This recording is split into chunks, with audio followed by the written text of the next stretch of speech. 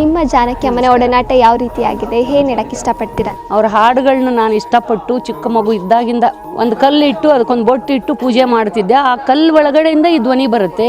ಈ ಜೀವ ಇರೋ ಗೊಂಬೆ ಅಲ್ಲ, ಒಂದು ದೇವತೆ ಥರ, ಆ ಥರ ಹುಚ್ಚು ಅಭಿಮಾನಿ. ಮದ್ರಾಸಿಗೆ ಅವರು ನೋಡೋಕ್ಕೆ ಅಂತಲೇ ಹೋಗಿದ್ದ, ಅವರು ಯಾವ ಥರ ರೆಸ್ಪಾನ್ಸ್ ಕೊಟ್ಟರು ಅಮ್ಮ? ಆ ಕ್ಷಣ ಇವತ್ತಿಗೂ ನನ್ನ ಕಣ್ಣು ಮುಂದೆ ಹೀಗೆ ಆ ತಾಯಿ ಮುಂದೆ ಸುಳ್ಳು ಹೇಳಲ್ಲ, ಹಾಗೇ ಇದೆ ನೋಡಿ. ಅವರು ಒಂದೇ ಮಾತು ಹೇಳಿದ್ದು, ಬಾ ಮಗಳೇ, ಇಷ್ಟು ವರ್ಷ ಎಲ್ಲಿದ್ದೀನಿ ನಾನು ಬಿಟ್ಟು ಅಂತ ಕೇಳಿದರು ಜಾನಕಿ ಅಮ್ಮ. ಭಗವದ್ಗೀತೆ ಓದ್ತಾ ಕೂತಿದ್ರು. ಆವಾಗ ಅಮ್ಮ ಏನು ಮಾಡಿದರು, ನನ್ನ ಕೈ ಹಿಡಿದು ಸೋಫಾ ಮೇಲೆ ಕೂತ್ಕೊಂಡು ನನ್ನನ್ನು ತೊಡೆ ಮೇಲೆ ಮಲಗಿಸ್ಕೊಂಡ್ರು. ಆ ಫೋಟೋ ಇದೆ, ಬೇಕಂದ್ರೆ ಇವತ್ತಿಗೂ ನನ್ನ ಹತ್ತಿರ ಇದೆ, ತೋರಿಸ್ತೀನಿ. ನಾನು ನೆಲದ ಮೇಲೆ ಕುಂತ ತೊಡೆ ಮೇಲೆ ಮಲಗಿಸ್ಕೊಂಡ್ರು ನನ್ನನ್ನು ಫಸ್ಟ್ ಡೇ. ಅಭಿಮಾನಿಗಳನ್ನ ಮಕ್ಳ ಥರ ಟ್ರೀಟ್ ಮಾಡ್ತಿದ್ರ?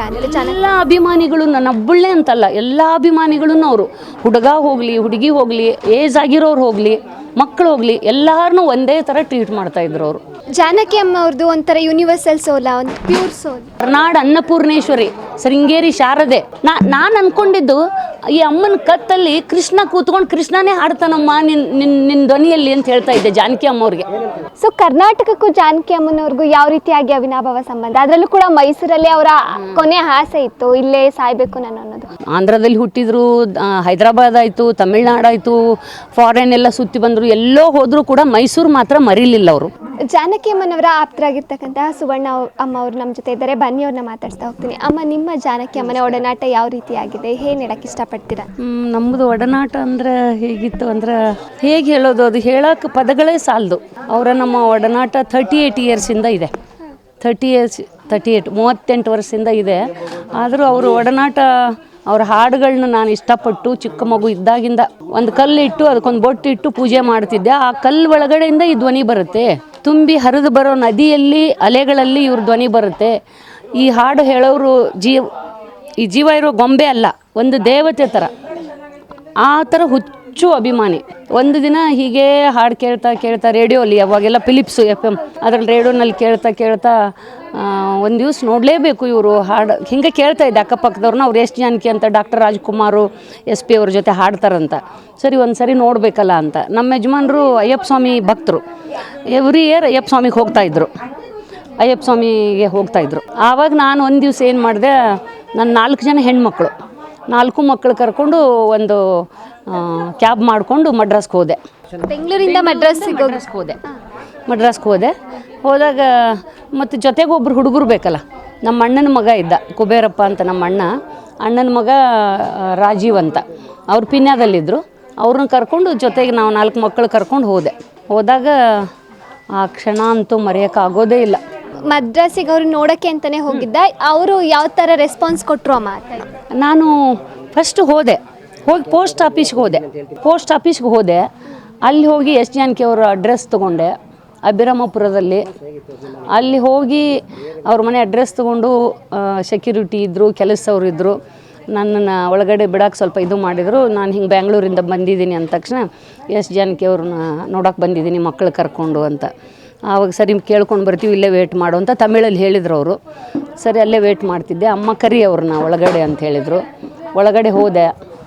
ಆ ಕ್ಷಣ ಇವತ್ತಿಗೂ ನನ್ನ ಕಣ್ಣು ಮುಂದೆ ಹೀಗೆ ಆ ತಾಯಿ ಮುಂದೆ ಸುಳ್ಳು ಹೇಳಲ್ಲ, ಹಾಗೇ ಇದೆ ನೋಡಿ.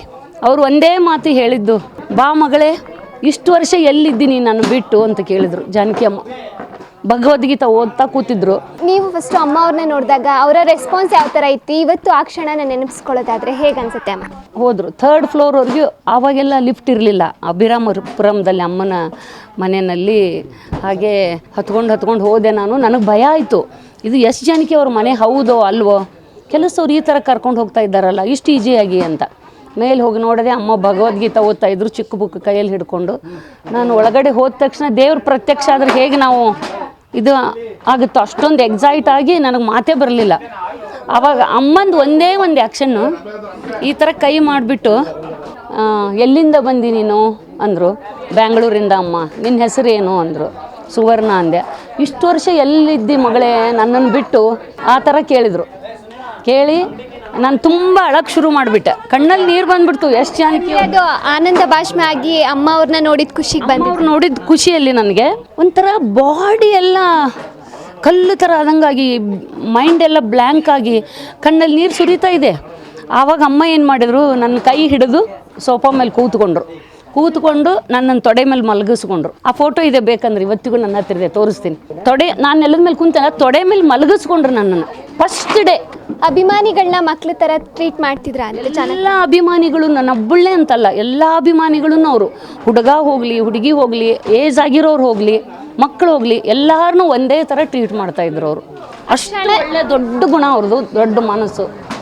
ಒಂದು ರೀತಿ ಹೇಳಬೇಕು ಅಂದರೆ ಏನು ಹೇಳೋದು, ವರ್ಣನೆ ಮಾಡೋಕ್ಕೆ ಪದಗಳೇ ಸಾಲದು ಸರ್ ಅವ್ರ ಬಗ್ಗೆ. ಜಾನಕಿ ಅಮ್ಮ ಅವ್ರದ್ದು ಒಂಥರ ಯೂನಿವರ್ಸಲ್ ಸೋಲ, ಒಂದು ಪ್ಯೂರ್ ಸೋಲ್.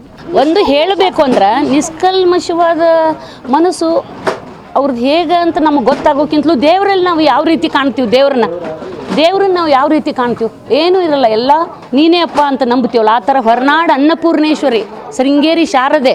ನಾನು ಅಂದ್ಕೊಂಡಿದ್ದು ಈ ಅಮ್ಮನ ಕತ್ತಲ್ಲಿ ಕೃಷ್ಣ ಕೂತ್ಕೊಂಡು ಕೃಷ್ಣನೇ ಹಾಡ್ತಾನಮ್ಮ ನಿನ್ನ ಧ್ವನಿಯಲ್ಲಿ ಅಂತ ಹೇಳ್ತಾ ಇದ್ದೆ ಜಾನಕಿ ಅಮ್ಮವ್ರಿಗೆ. ಅವರು ಹೌದು ನನಗೆ ಗೊತ್ತು, ಹೌದು ಮತ್ತು ಕೃಷ್ಣನೇ ಹಾಡೋದು ಇಲ್ಲಿ ಕೂತ್ಕೊಂಡು. ಜಾನಕಿ ಅಮ್ಮನವರು ಒಂದು ಮನುಷ್ಯರಾಗಿ ಹುಟ್ಟಿ ದೇವತೆಯೇ ಆದ್ರ ಅಂತ ನನಗೆ ತಿಳುವಳಿಕೆ ಬಂದಾಗಿಂದ ಅವರು ಮನುಷ್ಯರಂತ ನಾನು ಅನ್ಕೊಂಡೇ ಇಲ್ಲಪ್ಪ. ಬಿಲ್ಕುಲ್ ಮನುಷ್ಯರು ಅನ್ಕೊಂಡಿಲ್ಲ. ಎಲ್ಲೋ ಒಂದು ತೋಟದಲ್ಲಿ ಗಾಳಿಯಲ್ಲಿ, ನಾನು ಚಿಕ್ಕ ವಯಸ್ಸಿಂದ ತೋಟದಲ್ಲಿ ಕೆಲಸ ಮಾಡಿರೋಳು, ಹಳ್ಳಿಯಲ್ಲಿ ಹುಟ್ಟಿ ಬೆಳೆದು ಹತ್ತಿ ಬಿಡಿಸೋದು, ಹೊಲದಲ್ಲಿ ಕೆಲಸ, ಆಳುಗಳ ಜೊತೆ ಹೋಗೋದು, ಅಲ್ಲೆಲ್ಲ ಕೇಳಿ ಬರೋ ಧ್ವನಿ ಇದು ಒಬ್ಬ ವ್ಯಕ್ತಿಯಿಂದ ಅಲ್ಲ, ಎಲ್ಲೋ ಒಂದು ದೇವಲೋಕದಿಂದ ಈ ಧ್ವನಿ ಬರುತ್ತೆ. ಅವಾಗಿಂದ ನನ್ನ ಮನಸ್ಸಲ್ಲೇ ಅದು ಉಳ್ಕೊಂಡು ಕೊನೆಗೆ ಮದುವೆ ಆಗಿ 4 ಮಕ್ಕಳಾಗಿ ನಮ್ಮ ಯಜಮಾನ್ರು ಅಯ್ಯಪ್ಪ ಸ್ವಾಮಿಗೆ ಹೋದಾಗ ಅವ್ರಿಗೆ ಸುಳ್ಳು ಹೇಳಿ ಕ್ಯಾಬ್ ಮಾಡಿಕೊಂಡು ನಾನು ಮಡ್ರಾಸ್ಗೆ ಹೋದೆ. ಹೇಳಿಲ್ಲ, ಬಂದ ಮೇಲೆ ಫೋಟೋ ತೋರಿಸಿದೆ. ನೀವು ಜಾನಕಿ ಅಮ್ಮನ ಮೀಟ್ ಮಾಡ್ತೀನಿ ಅಂತ ನಿಮ್ಮ ಯಜಮಾನ್ರಿಗೆ ಹೇಳಿಲ್ಲ, ಬಂದ ಮೇಲೆ ಫೋಟೋ ತೋರಿಸಿದೆ. ಅವಾಗೆಲ್ಲ ಕೆನಾನ್ ಕ್ಯಾಮ್ರಾ ಚಿಕ್ಕದು ರೀಲು ಹಾಕೋದು, ತೊಳಸೋದು ಅದೆಲ್ಲ ಮಾಡಿ ಆದಮೇಲೆ ಇಲ್ಲ ಏನೂ ಇಲ್ಲ. ಬಂದ ತಕ್ಷಣ ಹೇಳಿದೆ, ಫೋಟೋ ತೋರಿಸಿದೆ. ನಿನಗೆ ಹುಚ್ಚಿಗೆ ಚಿಡ್ದಿದ್ದೇನು, ಎಷ್ಟು ಜನಕ್ಕೆ ಮನೆ ಒಳಗಡೆ ನಿನ್ನನ್ನು ಬಿಟ್ರ ಒಂದು ನಾಯಿನೂ ಹೋಗೋಕ್ಕೆ ಚಾನ್ಸ್ ಇರಲ್ಲ, ನೀನು ಹೆಂಗೆ ಹೋಗ್ತೀಯ? ಅಲ್ಲ ಇವ್ರು ಎಷ್ಟು ಜನಕ್ಕೆ ಅವ್ರು ಅಲ್ಲ, ತೋರಿಸಿ ನಡಿ, ನಾಳೆನೇ ಹೊರಡೋಣ, ನಾಳೆನೇ ಹೋಗೋಣ ಅಂದರು. ನಮ್ಮ ಯಜಮಾನ್ರು 1 ವೀಕಲ್ಲೇ ಮತ್ತೆ ಕರ್ಕೊಂಡು ಹೋದ್ರು ಮಡ್ರಾಸ್ಗೆ.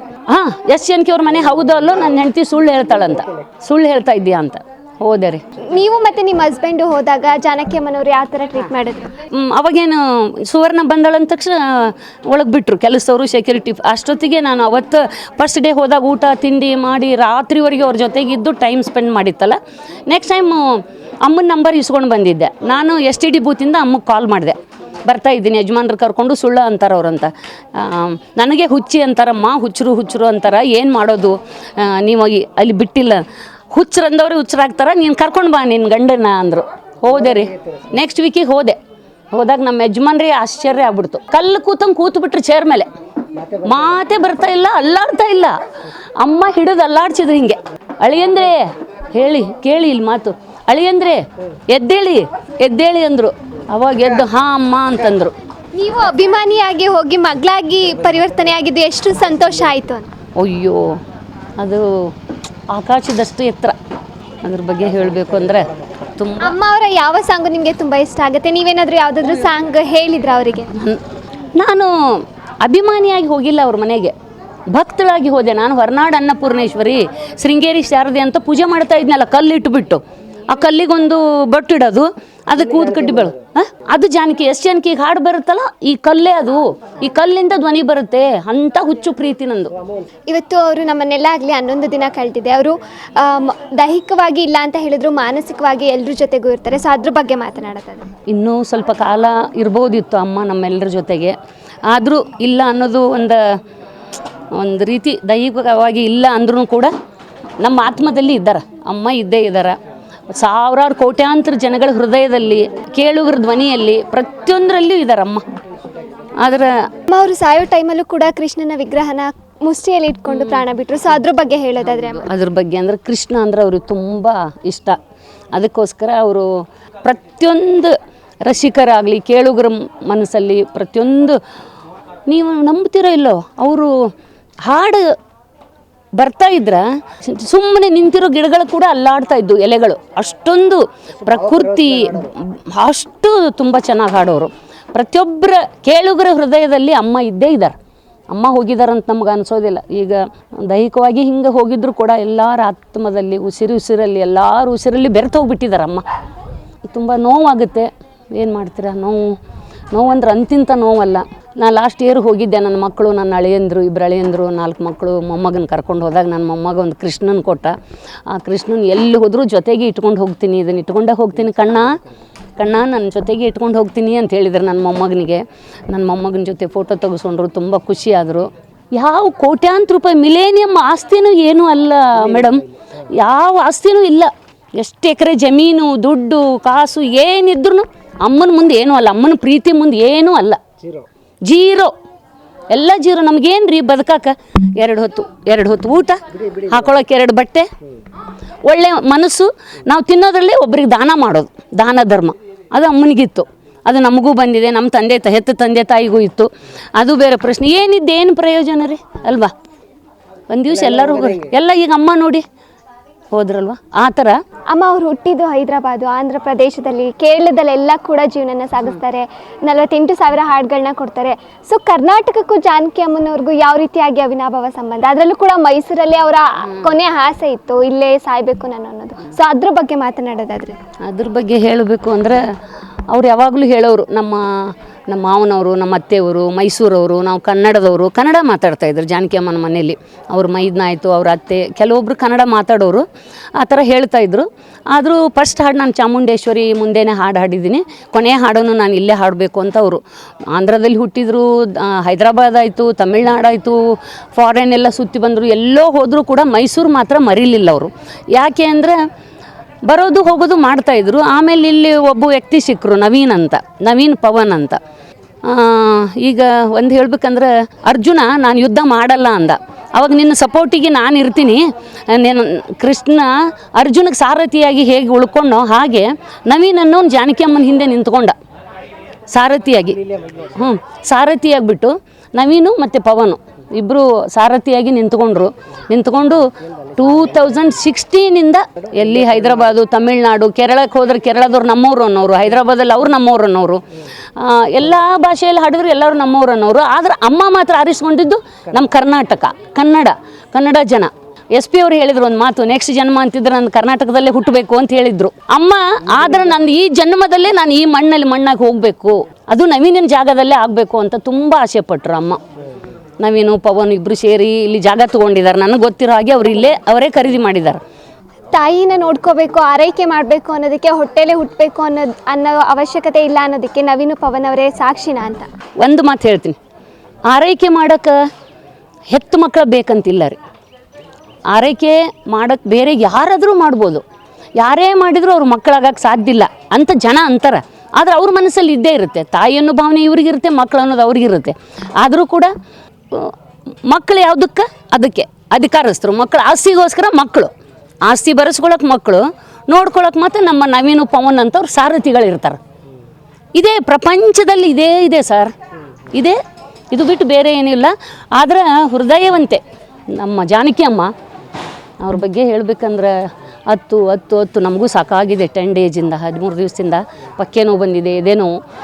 ಏನು ಮಾಡೋದು, ಹಾಗೋ ಹೀಗೋ ಹೊಟ್ಟೆ ಹಸು ಕೇಳಬೇಕಲ್ಲ, ಊಟ ಮಾಡ್ತೀವಿ.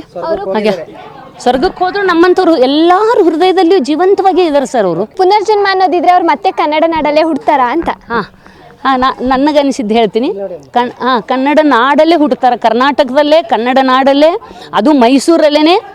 ನನ್ನ ಅನಿಸಿಕೆ ನಮ್ಮ ನವೀನ ಮನೆಯಲ್ಲೇ ಹುಟ್ಟಿ ಬರ್ತಾರೆ ಜಾನಕಿ ಅಮ್ಮ, ನವೀನ ಮನೆಯಲ್ಲೇ ಹುಟ್ಟಿ ಬರ್ತಾರೆ. ನೋಡಿದ್ರಲ್ಲ ವೀಕ್ಷಕರೇ, ಸಾಕಷ್ಟು ವಿಚಾರಗಳನ್ನ, ಅವರ ಭಾವನೆಗಳು ಯಾವ ರೀತಿ ಇತ್ತು, ಅಭಿಮಾನಿಗಳನ್ನ ಮನೆ ಮಗಳ ಥರ ಯಾವ ರೀತಿಯಾಗಿ ನೋಡ್ಕೊಳ್ತಾ ಇದ್ರು ಅಂತ ಹೇಳಿ, ಜಾನಕಿ ಅಮ್ಮನವರ ಅಭಿಮಾನಿಯಾಗಿ ಆಪ್ತರಾಗಿ ಕೊನೆಗೆ ಮಗಳ ಸ್ಥಾನವನ್ನು ತುಂಬಿದಂತಹ ಸುವರ್ಣಮ್ಮ ಅವರು ನಮ್ಮ ಜೊತೆ ಇಷ್ಟೊತ್ತು ಸುದೀರ್ಘವಾಗಿ ಮಾತುಕತೆಗಳನ್ನ ಹೇಳಿದ್ದಾರೆ, ಅನುಭವಗಳನ್ನ ಹಂಚಿಕೊಂಡಿದ್ದಾರೆ. ಕ್ಯಾಮ್ರಾ ಪರ್ಸನ್ ಗಣೇಶ್ ಜೊತೆ Sona Naik, good news Kannada, Kaniganahundi, HD ಕೋಟೆ.